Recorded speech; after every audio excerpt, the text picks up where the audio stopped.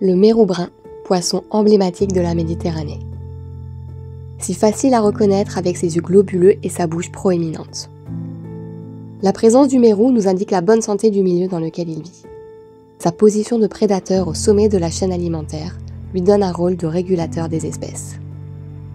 Proie facile pour les pêcheurs, le mérou méritait une protection.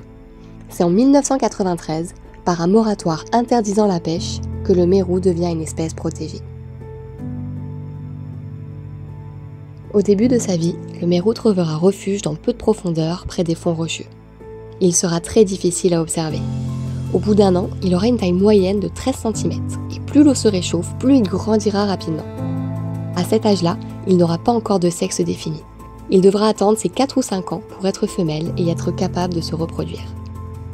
Son alimentation va également varier en fonction de sa taille.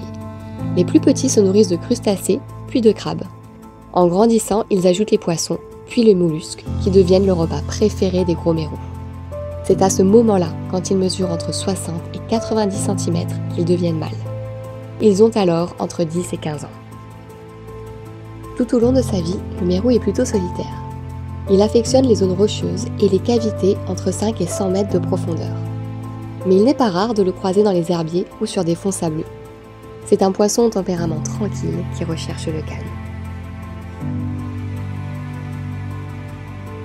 Quand l'été arrive, les mérous matures sexuellement se regroupent pour se reproduire.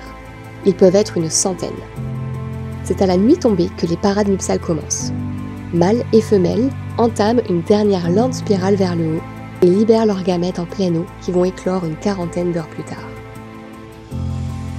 Chacun retournera ensuite à ses occupations, telles que trouver de la nourriture. Oui, le mérou est vorace, et malgré sa taille imposante qui peut atteindre plus d'1 mètre dans les milieux protégés, il demande parfois de l'aide pour attraper son repas. C'est la murène brune qui va être son alliée. Elle va onduler près des roches à la recherche de proies et les débusquer. Le mérou n'aura qu'à attendre bien sagement son repas qui tentera de fuir.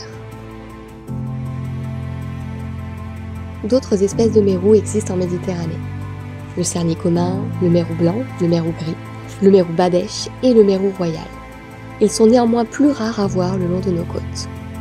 Et même s'il existe des points communs entre ces espèces, on reconnaît facilement le mérou brun par sa couleur brunâtre, parfois gris, avec des taches claires et régulières qui font penser à des nuages. Celles situées proches des yeux sont uniques et propres à chaque mérou. Elles permettent de les identifier. La nageoire dorsale se compose de 11 épines, suivies de 13 à 16 rayons mous. On voit également 3 épines sur sa nageoire anale. Les autres nageoires sont plus foncées et finissent par une légère bordure blanche. C'est le mérou brun, icône des eaux méditerranéennes.